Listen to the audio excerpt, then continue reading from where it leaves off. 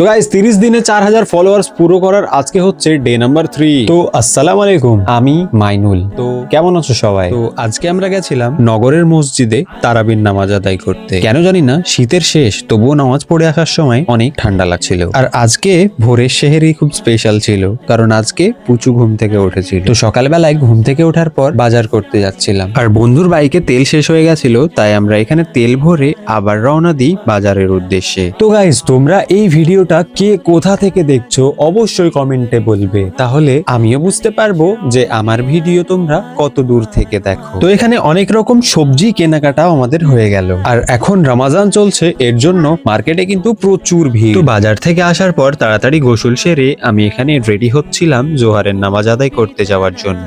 Wait, একটা জিনিস কি তোমরা কেউ ফলো করছো? অন্য বছরগুলোর থেকে কিন্তু এবছরের রমাদানটা যেন তাড়াতাড়ি অতিবাহিত হয়ে যাচ্ছে। তো ফাইনালি আমি এখন পুরো রেডি, আর আমি এখন যাচ্ছি মসজিদের উদ্দেশ্যে জোহারের নামাজ আদায় করব বলে। তো জোহারের নামাজ পড়ে আসার পর বাড়িতে বসে বসে আমি ভিডিও এডিট করছিলাম, আর বিকেল বেলায় একটা দোকানে গেছিলাম ভিডিও শুট করতে। তো তোমরাও যারা এখনো ঈদের শপিং করোনি, তাড়াতাড়ি এই দোকানটা ভিজিট করো, কারণ তুমি এখানে অনেক নিত্য নতুন কালেকশন পেয়ে যাবে। আর গাইস, তোমরাও যদি তোমাদের প্রমোশন ভিডিও বা শপের ভিডিও করতে চাও, আমাকে অবশ্যই ডিএম করো। তো আলহামদুলিল্লাহ 17 নম্বর রোজার বাড়ির সবাই মিলে ইফতারি সম্পূর্ণ করলাম। তো গাইস, আজকের মতো টাটা। আর এরকম ইউনিক ভিডিও দেখতে চাইলে আমাকে অবশ্যই ফলো করে নিও। তো দেখা হচ্ছে আবার নেক্সট ভিডিওতে।